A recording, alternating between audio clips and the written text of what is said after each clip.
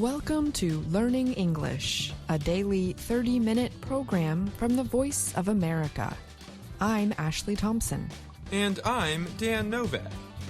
This program is designed for English learners, so we speak a little slower, and we use words and phrases especially written for people learning English.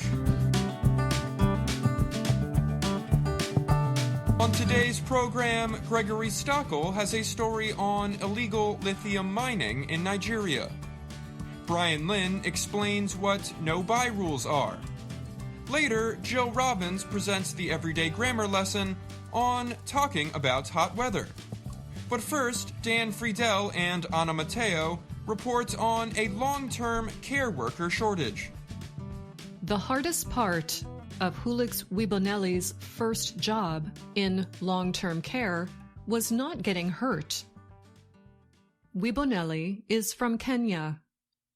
In 2014, she worked as a certified nursing assistant, or CNA, in Atlanta, Georgia. She went to the homes of mostly older clients and helped them with everything, from bathing to cooking. Wibonelli worked alone. Sometimes she had to lift clients who were much bigger than she was. It was hard work. She earned only $9 an hour and received no benefits. If not for her second job as a babysitter and her husband's wages, her family would not have made enough money to support their 4 children. My paycheck was almost nothing. I was shocked by the amount of work we did and the pay we got, Wibonelli said. Wibonelli's experience shows a bigger problem in the long-term care workforce. Those who care for older adults in private homes and assisted living places face low wages and the risk of injury. The industry also has trouble finding enough staff.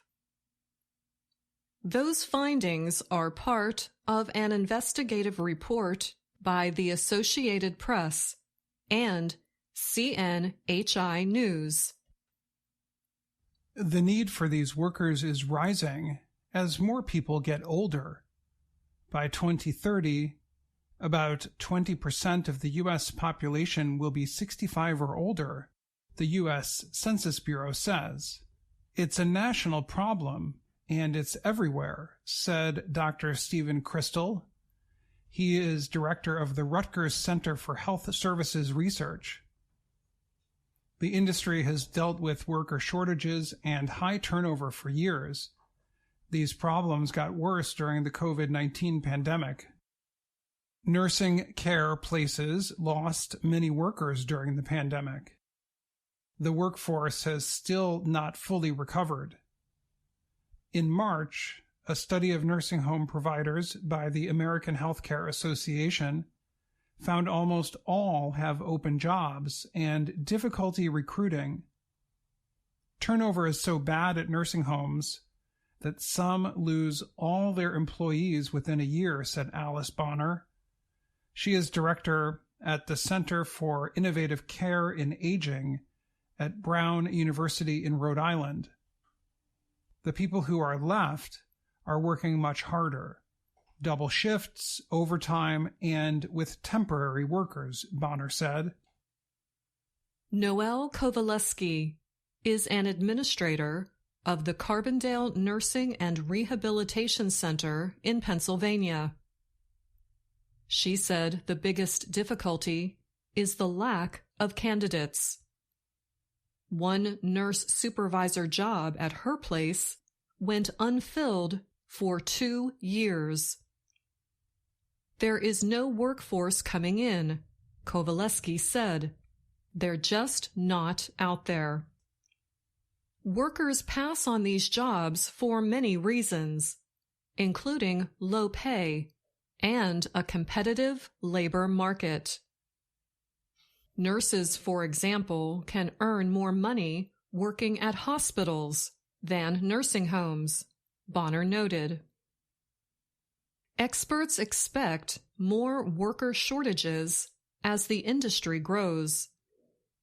The need for full-time workers in long-term care is expected to increase by 42% between 2021 and 2036, says the Federal Health Resources and Services Administration. The need for direct care workers, who make up most of the workforce, is expected to grow 41%. Direct care workers are important in the lives of their patients. They help with bathing, medication, and meals. These workers are mostly women and people of color. Many are immigrants. Victoria Gardner is unable to use her arms and legs.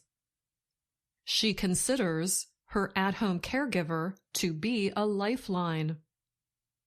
Her caregiver helps her 16 hours each day. Without this care, Gardner could not bathe, prepare meals, do laundry, or clean her home. My situation is fragile because I have one caregiver, Gardner said. I'm not alone in that. The industry added about 1.5 million new direct care workers between 2012 and 2022. It is expected to add close to 800,000 new direct care jobs through 2032, which experts say will be hard to fill.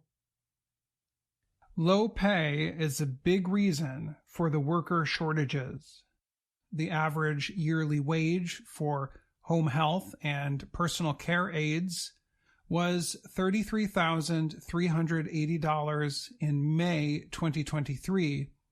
These earnings were similar to cafeteria attendants and retail sales workers. Experts say wages are low.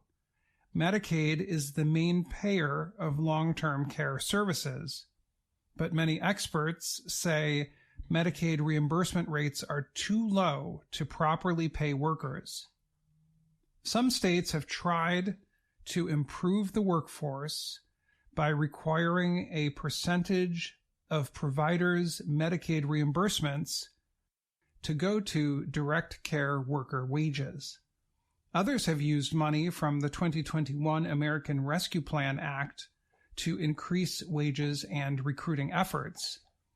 Meanwhile, the Biden administration made a rule in April requiring 80% of Medicaid payments for home care services go to pay workers. Another reason long-term care workers are leaving the field, researchers say, is a lack of respect inside and outside the industry. Barbara Bowers is founding director of the Center for Aging Research and Education at the University of Wisconsin-Madison. She said of long-term care workers, "I don't think they get anywhere near the respect they deserve for the very hard work they do." Zulma Torres is a longtime home health aide in New York City. She said she used to cry after work because of how people treated her. For years, she earned $6.25 an hour. Sometimes clients treated her like a maid, expecting her to cook for the entire family. In some cases, when she took her client to the hospital, she felt judged by the nurses and doctors. Many times, Torres said, you feel like just walking out. Julix Wibonelli, the certified nursing assistant in Atlanta, now earns $18 per hour at an assisted living facility. But she has had to put up with years of low wages, layoffs, and severe headaches from being injured by a client. She still feels she is not paid enough. I can go to Walmart and make more money than being a CNA, Wibonelli said.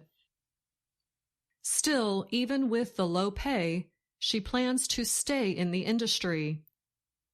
In addition to working as a CNA, Wibonelli is studying at Georgia State University to become a registered nurse in long-term care. And that's the Health and Lifestyle Report. I'm Anna Mateo. And I'm Dan Friedel.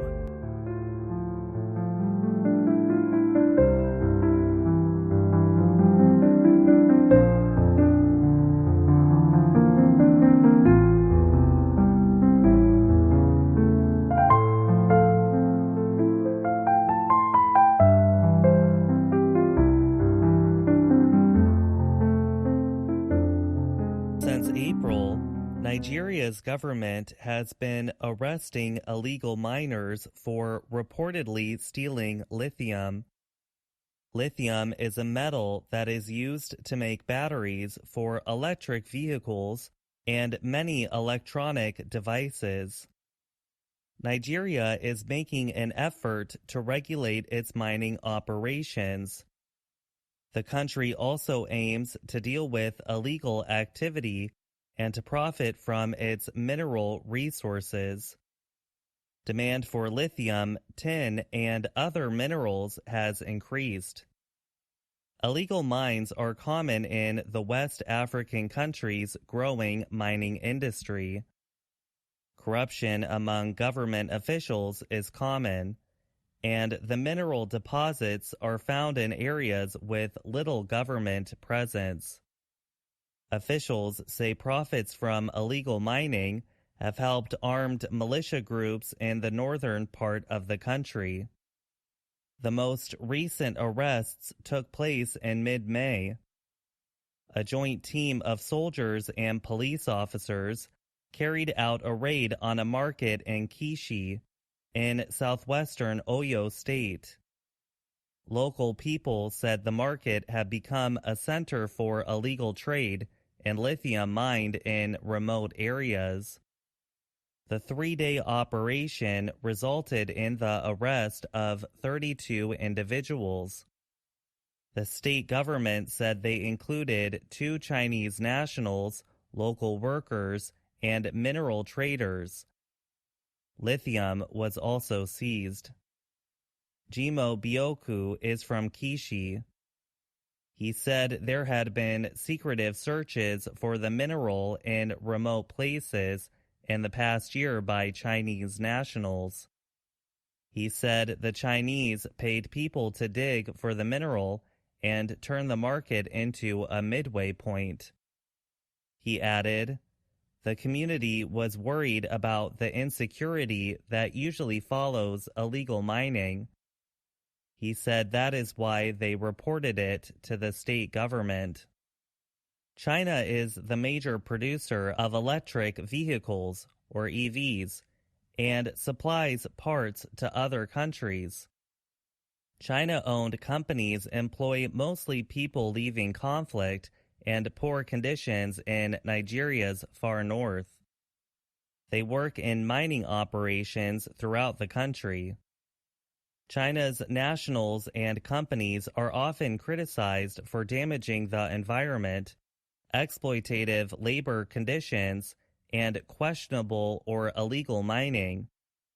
There have been at least 3 cases of illegal mining arrests involving Chinese nationals in recent months. President Bola Tinubu has repeatedly blamed illegal mining for the worsening conflict in the country's north. He has asked the international community for help. The Chinese embassy in Nigeria's capital, Abuja, did not answer a request for comment from the Associated Press on the arrests and claims of illegal operations. However, the embassy released a statement last year following a report by The Times of London. The report said Chinese miners were reportedly paying militants to let their operations continue. The embassy said it has always urged the Chinese companies and nationals in Nigeria to follow Nigerian laws and rules. Nigeria is becoming a new source of lithium in Africa. The world's largest producers, like Australia and Chile, are unable to meet the growing demand. Emeka Okoro is with SBM Intelligence, a company based in the city of Lagos. Okoro said illegal activities are denying the government income. The company has researched illegal mining and terrorism financing in northern Nigeria.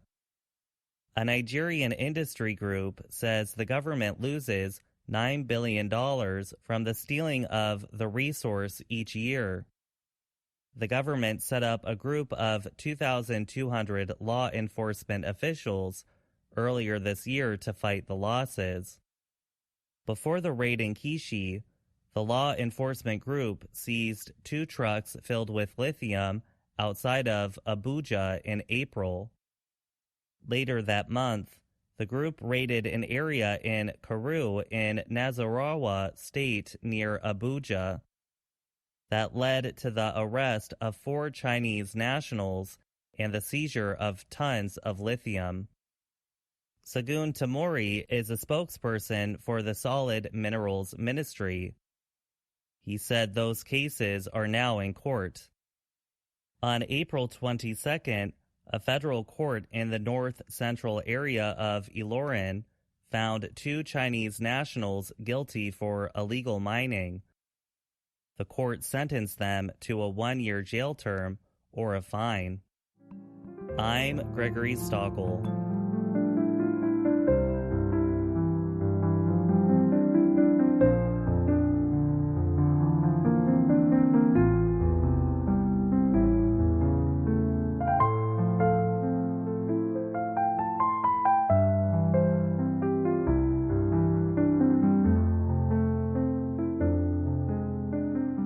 Some Americans have been setting their own no-buy rules in an attempt to reduce wasteful spending and save money. Creating no-buy rules themselves can be easy. People simply make a list of non-essential things they plan not to buy for a specific period of time. The idea has caught attention on social media, with people and groups sharing progress on their goals. But keeping such rules can be difficult, especially for extended periods of time. Reporters from the Associated Press, AP, spoke to some people who have set their own no-buy rules as well as experts. Here are some of their ideas on how to come up with a list of rules, as well as ways to keep no-spend promises. Whether it is beauty products, ordering takeout food, or buying unnecessary low-cost items at the store, experts suggest knowing your weaknesses so you can make realistic plans. Mia Westrap is a PhD student in Southampton, Britain, who decided to establish a no-buy promise or pledge. But before starting, she took a close look at what she spent money on during the previous few months.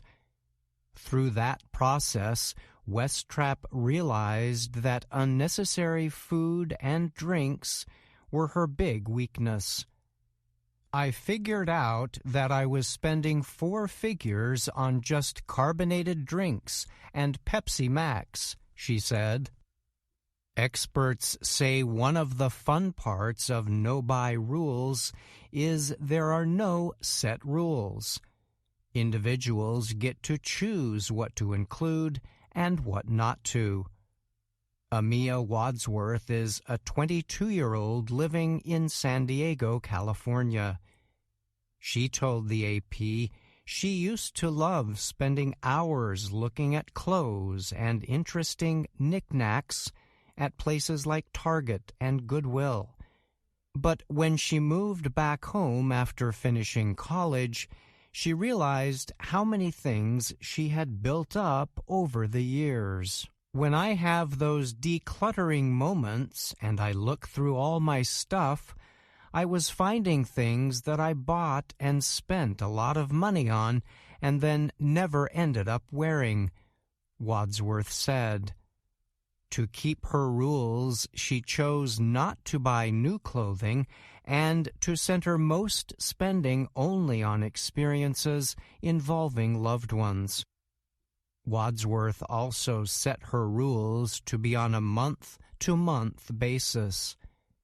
Experts say it can be a big help for people to write down their rules to help remember and keep them.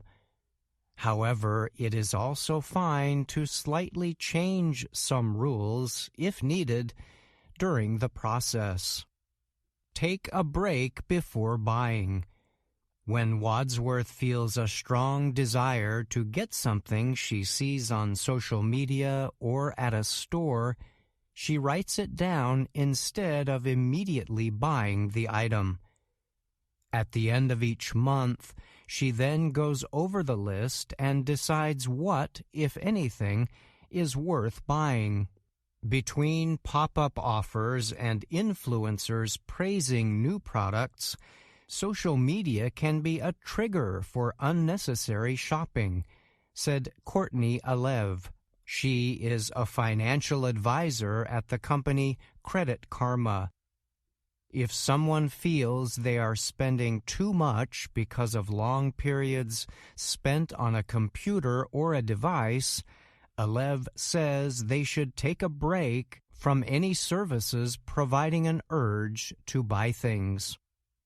As Westrap began her no-buy year, things did not start well. During the first month, her car broke down. Then she received a costly parking fine. Experts say unexpected costs or weak moments happen to everyone. So it is okay if people do not end up following their no-buy rules exactly. Carrie Rattle is the chief executive of financial advisory company Behavioral Sense. She told the AP, "If you fail, you probably need a bit more help. You are not a failure. You have simply failed at one method." Rattle added that the realization is very important so that people don't feel dejected. I'm Brian Lynn.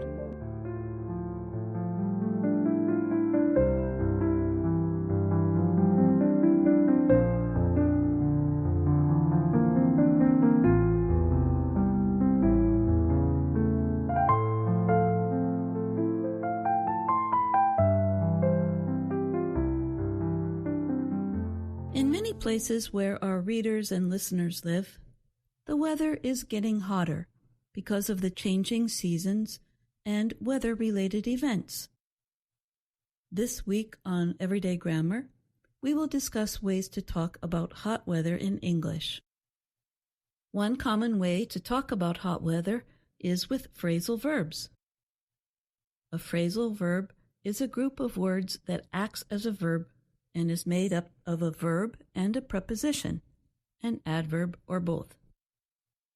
Let us begin with an American pop song from 1979. In the song Too Hot, the group Kool and the Gang sang about finding shelter in the shade. Oh, it's too hot, too hot, too hot, lady. You gotta run for shelter, you gotta run for shade. Note that the singer uses the expression run for before the words shelter and shade. The phrasal verb run for something means to work towards a goal. You may have heard of people who run for a public office. To run for shade is to move into an area where the direct light of the sun is blocked. Usually it is cooler in the shade. Another phrasal verb we use is heat up. Like other phrasal verbs with the preposition up, it means there is an increase in something. Here, the increase is in the temperature. For example, the day started cool in the morning, but heated up in the afternoon. Another way of speaking about hot weather involves collocations. A collocation is a particular combination of words that we hear at the same time. For example, one collocation is sweltering, with heat or summer. The southern half of Japan gets sweltering summers. We go to the pool to escape the sweltering heat. A third way is to describe the weather with words we use for cooking.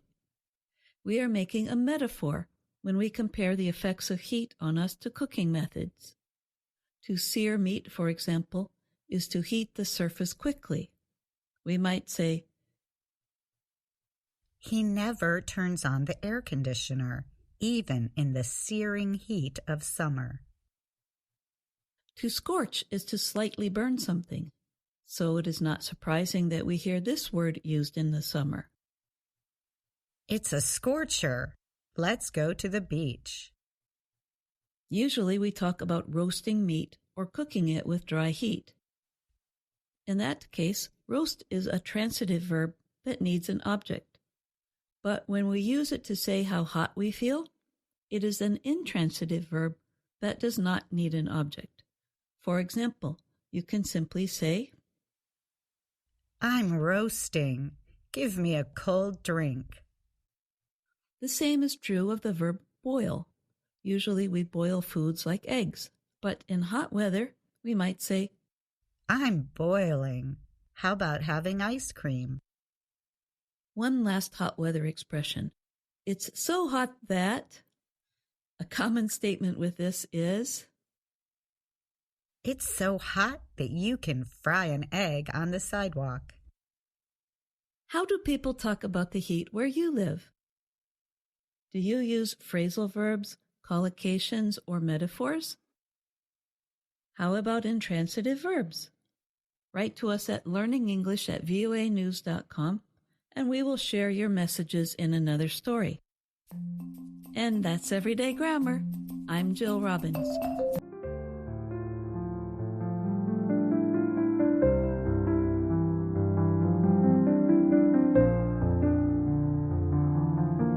Hi, Jill. Thanks for coming on the show today.